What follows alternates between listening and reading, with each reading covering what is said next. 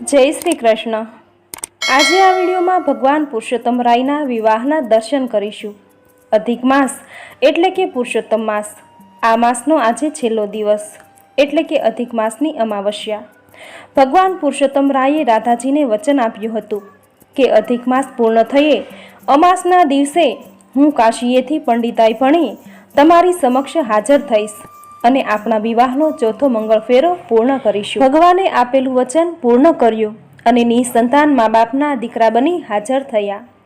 આ પરંપરા ગુજરાતની સૌરાષ્ટ્રની બહેનોએ આજે પણ જાળવી રાખી છે, જે પૂરી શ્રદ્ધાથી આખો અધિક માસ કાંઠાગોરનું પૂજન કરે, વ્રત ઉપવાસ કરે અને અધિક માસના અંતિમ દિવસે પૂરી શ્રદ્ધાથી ભગવાન પુરુષોત્તમના વિવાહ સંપન્ન કરે છે। આજના આ વિડીયોમાં પૂરી શ્રદ્ધાથી ભગવાન પુરુષોત્તમના વિવાહના દર્શનનો લાહવો લઈએ।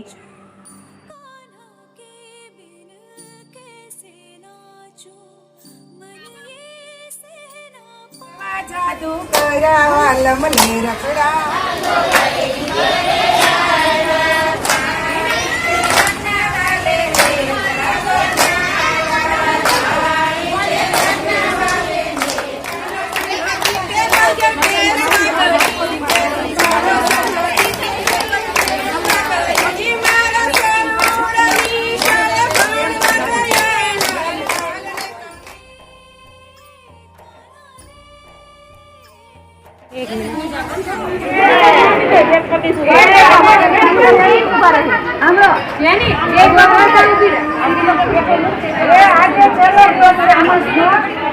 ભગવાન એક મહિના સુધી વચન આપ્યું હતું કે છેલ્લે દિવસે એક ફેરો બાકી રાખો, છેલ્લે દિવસે આવી ભગવાન આ છેલ્લો દિવસ છે। પીળા પીતાંબર પહેરી ભગવાન એ પોથી વાંચે છે, વેદ વાંચે છે અને ભગવાન પીળા પીતાંબરે આપણને બધાને છેલ્લો દિવસના દર્શન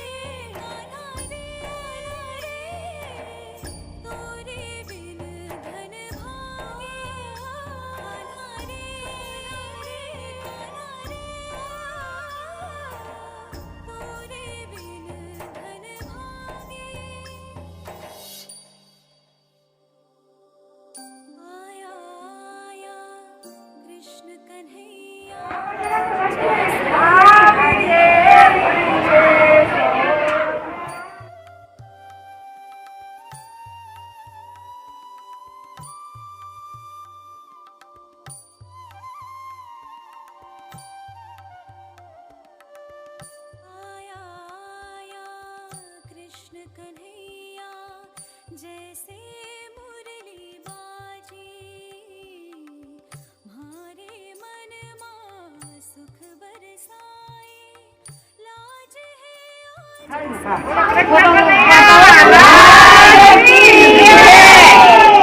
भगवान ने जय माता दी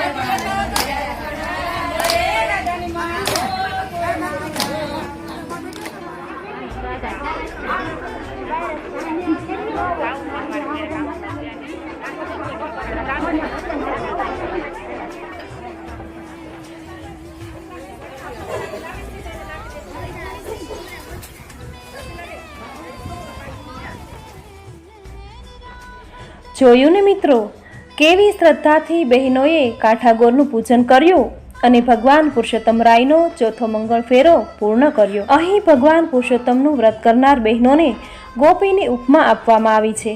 કારણ કે જ્યારે અક્રૂરજી ભગવાન શ્રી કૃષ્ણને મથુરામાં લઈ ગયા ત્યારે ગોપીઓએ ભગવાન શ્રી કૃષ્ણને પામવા આ વ્રત કર્યું હતું. આથી આ વ્રત કરનાર દરેક બહેનોને ગોપી કહેવામાં આવે છે. આ રીતે ગોપીઓ આખો અધિક માસ પુરુષોત્તમ ભગવાનનું વ્રત કરે છે, સ્નાન દાન કરે છે, ઉપવાસ કરે છે અને ભગવાનની કૃપા પ્રાપ્ત કરે છે. મિત્રો, આ રીતે પૂરો અધિક માસ કાઠાગોરનું વ્રત કરી પૂજન કરી અમાસના દિવસે કાઠાગોરનું જળમાં વિસર્જન કરવામાં આવે છે. અહીં એક ખાસ વાત તમને જણાવું છું, જેની ઘણા ભાવિક ભક્તોને ખબર નથી હોતી. ભગવાન પુરુષોત્તમ રાયની મૂર્તિનું પૂજન કર્યું હોય એ મૂર્તિમાં સાક્ષાત ભગવાન પુરુષોત્તમ બિરાજમાન હોય છે. આથી ભગવાન પુરુષોત્તમ રાયની જે મૂર્તિનું પૂજન કર્યું હોય તે મૂર્તિનું વિસર્જન નથી કરાતું, પરંતુ અમુક ભાવિક ભક્તો પોતાના ઘરે પધરામણી કરે છે અને 3 વર્ષ તેમની સેવા પૂજા કરે છે. ફરી પાછો અધિક માસ આવે ત્યારે ફરી કાઠાગોરની સાથે આ મૂર્તિની સ્થાપના કરાય છે અને તેની પૂજા કરાય છે. મિત્રો, ભગવાન પુરુષોત્તમ રાયની આ મૂર્તિની પધરામણી જે ભક્તો પોતાના ઘરે કરે છે, 3 વર્ષ તેમની સેવા પૂજા કરે છે, તેનો જન્મારો સફળ થઈ જાય છે.